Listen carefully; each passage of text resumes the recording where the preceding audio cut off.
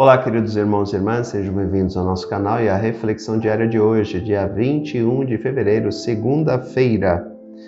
O evangelho de hoje é o evangelho de Marcos, capítulo 9, versículos do 14 ao 29.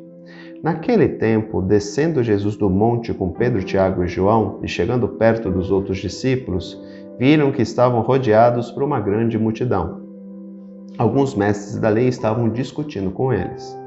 Logo que a multidão viu Jesus, ficou surpresa e correu para saudá-lo. Jesus perguntou aos discípulos: "Que discutis com eles?" Alguém da multidão respondeu: "Mestre, eu trouxe a ti meu filho, que tem um espírito mudo. Cada vez que o espírito ataca, joga-o no chão e ele começa a espumar, range os dentes e fica completamente rijo. Eu pedi aos teus discípulos para expulsarem o espírito, mas eles não conseguiram." Jesus disse: "Ó geração incrédula, até quando estarei convosco? Até quando terei de suportar-vos? Trazei aqui o menino." E levaram-lhe o menino. Quando o espírito viu Jesus, sacudiu violentamente o menino, que caiu no chão e começou a rolar e a espumar pela boca. Jesus perguntou ao pai: "Desde quando ele está assim?" O pai respondeu: "Desde criança. E muitas vezes o espírito já o lançou no fogo e na água para matá-lo. Se podes fazer alguma coisa, tem piedade de nós e ajuda-nos." Jesus disse: "Se podes, tudo é possível para quem tem fé." O pai do menino disse em alta voz: "Eu tenho fé, mas ajuda a minha falta de fé." Jesus viu que a multidão acorria para junto dele. Então ordenou ao espírito impuro: "Espírito mudo e surdo, eu te ordeno que saias do menino e nunca mais entres nele." O espírito sacudiu o menino com violência, deu um grito e saiu. O menino ficou como morto e por isso todos diziam: "Ele morreu." Mas Jesus pegou o menino pela mão, levantou-o e o menino ficou de pé. Depois que Jesus entrou em casa, os discípulos lhe perguntaram a sós: "Por que nós não conseguimos expulsar o espírito?" Jesus respondeu: "Essa espécie de demônios não pode ser expulsa de nenhum modo, a não ser pela oração." Texto longo, cheio de detalhes importantes no dia de hoje. Primeiro, a questão, o texto provavelmente acho que vem na sequência da transfiguração, não tenho certeza. Mas pela sequência do texto, acredito que seja assim. Outro aspecto que podemos destacar: Jesus estava em oração no Monte Tabor. Depois da visão dele transfigurado, ele desce com os discípulos. Lembremos que neste encontro estava Moisés e Elias com ele. Apresentam um menino que está com o espírito mudo. E a frase final de Jesus é muito interessante: essa espécie de demônio não pode ser expulsa de modo nenhum, a não ser através da oração.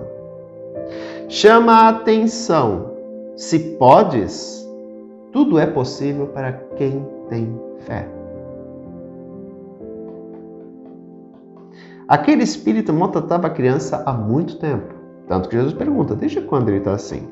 Desde criança.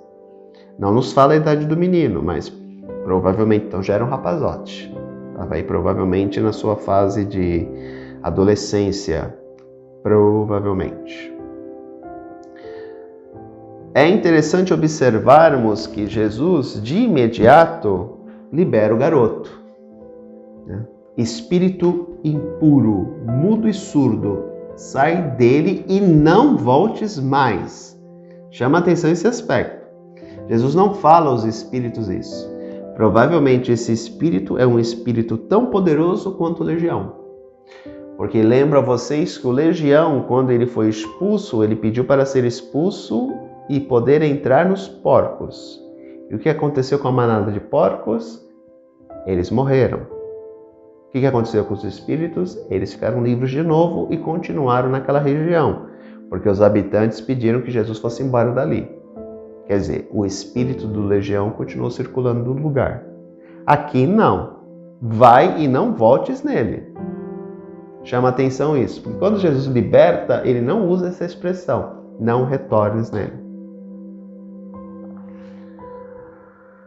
Mostra a fé do pai, mas uma fé vacilante. Lógico, imaginemos essa situação. Ele tem um filho que há anos está possesso e causa muito sofrimento. Isso não é fácil para ninguém que tenha fé. Muitas vezes a pessoa, por mais fé que tenha, ela acaba se questionando ou fraquejando na fé diante de tantos anos que pede a ação de Deus e não alcança. Já disse para vocês que o tempo de Deus é diferente do nosso. O nosso tempo é regido pelo Cronos. Daí que vem a expressão tempo cronológico. É aquele que é marcável. O tempo de Deus é o tempo do Kairos, o tempo da graça. É um tempo intemporal, podemos dizer assim. Ele não é marcado por números, ele é marcado, ele é cronometrado. Por isso que muitas vezes acontece de nós pedirmos a graça a Deus e ela demorar um tempo. Por quê? Porque não é para acontecer naquele momento. Provavelmente já pediam pela cura do filho há muitos anos, mas não tinham alcançado, porque o momento era oportuno quando o Filho de Deus estivesse no meio de nós e realizasse essa cura libertadora. Tudo é possível para quem tem fé. É a frase de Jesus emblemática, poderosa, poderíamos dizer assim. Para aquele que tem fé, tudo é possível. Lembremos que Jesus, quando ele ia realizar alguma cura, ele pergunta: que queres que eu faça? Tendes fé que eu possa fazer isso? Tenho. É a profissão de fé.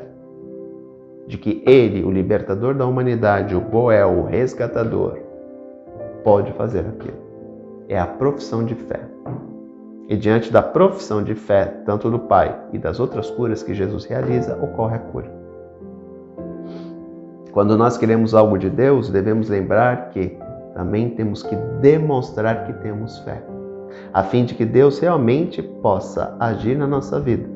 Porque veja bem, se eu não tenho fé, eu crio uma barreira a Deus. E lembre de uma coisa muito importante: Deus não fere a nossa liberdade. Aspecto importante.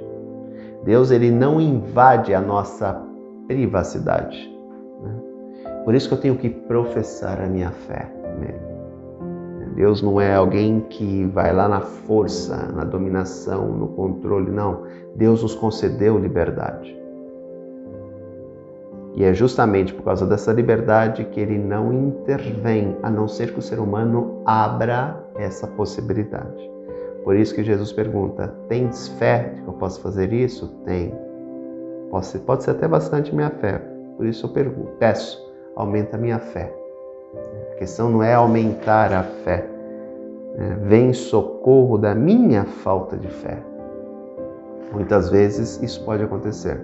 Mas creiamos de que, se tivermos com o coração aberto e pedirmos a intervenção dele, ele assim o fará. Um grande abraço, até amanhã, se Deus quiser. Tchau.